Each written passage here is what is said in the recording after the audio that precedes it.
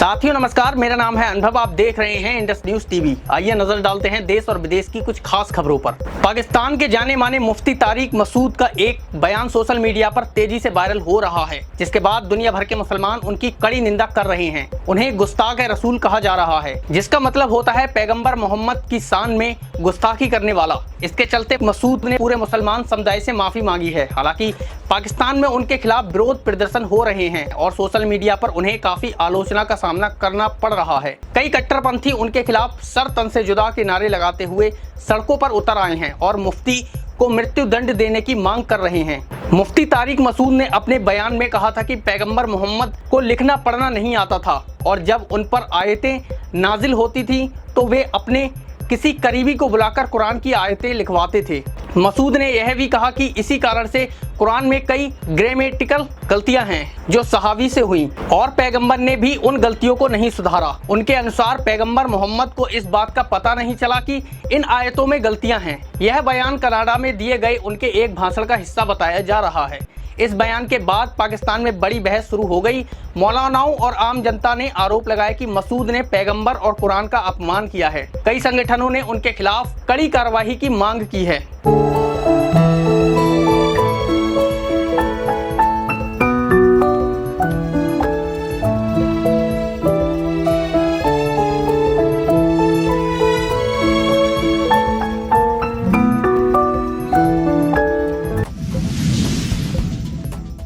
झारखंड विधानसभा का वर्तमान कार्यकाल 5 जनवरी 2025 को समाप्त हो रहा है और राज्य में 81 विधानसभा क्षेत्रों के लिए चुनाव निर्धारित है। इस बार झारखंड में 2.59 करोड़ से अधिक मतदाता अपने मताधिकार का प्रयोग करेंगे। चुनाव तैयारियों को लेकर मुख्य चुनाव आयुक्त राजीव कुमार ने चुनाव आयुक्त ज्ञानेश कुमार और डॉक्टर एस संधू के साथ मिलकर रांची में समीक्षा बैठक की।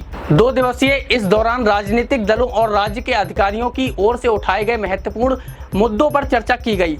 भारत निर्वाचन आयोग की टीम की जिला प्रशासन और पुलिस पदाधिकारियों के साथ मैराथन बैठक हुई। आयोग ने साफ कहा कि चुनाव बिना किसी पक्षपात और तय दिशा निर्देशों के तहत संपन्न कराए जाएं।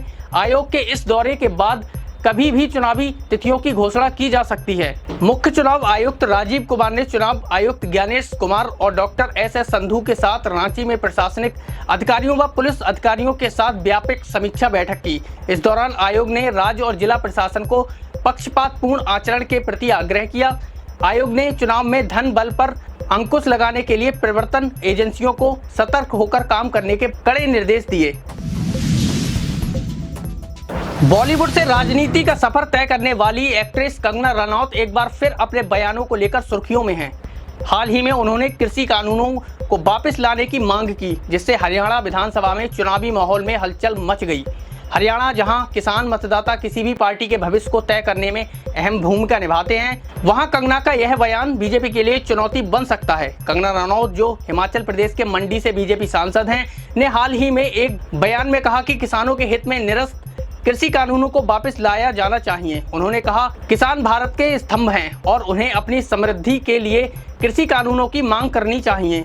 केवल कुछ ही राज्यों ने कृषि कानूनों पर आपत्ति जताई थी, लेकिन यह कानून किसानों के फायदे के लिए थे। कंगना का यह बयान ऐसे समय आया है जब हरियाणा विधानसभा चुनाव 2024 नजदीक है। इस बयान से कांग्रेस और अन्य विपक्षी दलों को बीजेपी पर हमला करने का मौका मिल गया। कांग्रेस नेता प्रताप सिंह बाजवा ने कहा कि अगर बीजेपी कंगना के बयान का समर्थन नहीं करती है तो उनके खिलाफ कार्रवाई होनी चाहिए। उन्होंने कहा कि कंगना को राजनीति से दूर रहकर अपने बॉलीवुड करियर पर ध्यान देना चाहिए। वहीं कंगना के इस बयान से बीजेपी ने तुरंत दूरी बना ली है। उत्तर प्रदेश के आगरा कैंट से बीजेपी विधायक GS धर्मेश ने अपनी ही सरकार की पुलिस के खिलाफ मोर्चा खोल दिया है। विधायक ने कहा कि आगरा में पुलिस कमिश्नरेट नहीं बल्कि कमीशन रेट है। उन्होंने सीएम योगी को पत्र लिखकर यह गंभीर आरोप लगाए हैं। उन्होंने लिखा है कि अधिकारी से लेकर पुलिसकर्मी तक मुख्यमंत्री के अपराध के प्रति जीरो टॉलरेंस की नीति को पलीता लगा रहे हैं। बीजेपी विधायक का कहना है कि भूमाफियाओं और अपराधियों को संरक्षण दिया जा रहा है। उन्होंने कहा कि छत्ता थाने से एक गैर जमानती वारंटी को पकड़ा और 2 घंटे बाद थाने से ही छोड़ दिया गया। विधायक ने इसे इंस्पेक्टर पर सवाल खड़े करते हुए कहा कि आखिर किसके आदेश पर अपराधी को छोड़ दिया गया। उन्होंने कहा कि वो जल्द ही सीएम योगी से मिलकर सबूतों के आधार पर आगरा पुलिस के कारनामों को बताएंगे। उत्तर प्रदेश के लखनऊ में HDFC बैंक कर्मचारी के काम के दौरान संदिग्ध परिस्थितियों में मौत हो गई। बताया जाता है कि महिला अपनी कुर्सी से गिर गई और तुरंत उसकी मौत हो गई। पुलिस ने शव को पोस्टमार्टम के लिए भेज दिया है। पुलिस आयुक्त राधा रमण सिंह ने बताया कि पोस्टमार्टम के बाद ही मौत के कारणों का पता चल पाएगा। दैनिक भास्कर की रिपोर्ट के अनुसार उनके साथियों ने दावा किया कि सदफ काम के दबाव में थी। सपा प्रमुख अखिलेश यादव ने इस घटना को बेहद चिंताजनक बताया है। अखिलेश यादव ने एक्स पर एक खबर को शेयर करते हुए लिखा, लखनऊ में काम के दबाव और तनाव के कारण HDFC की एक महिला कर्मी की ऑफिस में ही कुर्सी से गिरकर मृत्यु का समाचार बेहद चिंतनीय है। अखिलेश यादव ने एक्स पर लिखा, ऐसे समाचार देश में वर्तमान अर्थव्यवस्था के दबाव के प्रतीक हैं। इस संदर्भ में सभी कंपनियों और सरकारी विभागों तक को गंभीरता से सोचना होगा। ये देश के मानव संसाधन की अपूरणीय हानि है। ऐसे आकस्मिक निधन काम के हालातों को सवालों के घेरे में ले आते हैं। किसी भी देश की असली तरक्की का पैमाना सेवा या उत्पाद के आंकड़ों का बढ़ाना नहीं होता, बल्कि ये होता है कि व्यक्ति मानसिक रूप से कितना स्वतंत्र, स्वस्थ व प्रसन्न है। साथियों, आपको हमारा ये बुलेटिन कैसा लगा, आप हमें कमेंट कर जरूर बताइए। वीडियो अगर फेसबुक पर देख रहे हो तो ज़्यादा से ज़्यादा शेयर करें, लाइक करें और हमारे पेज को फॉलो करें। यदि वीडियो यूट्यूब पर देख रहे हो तो हमारे चैनल को सब्सक्राइब जरूर कर लें। नमस्कार, धन्यवाद।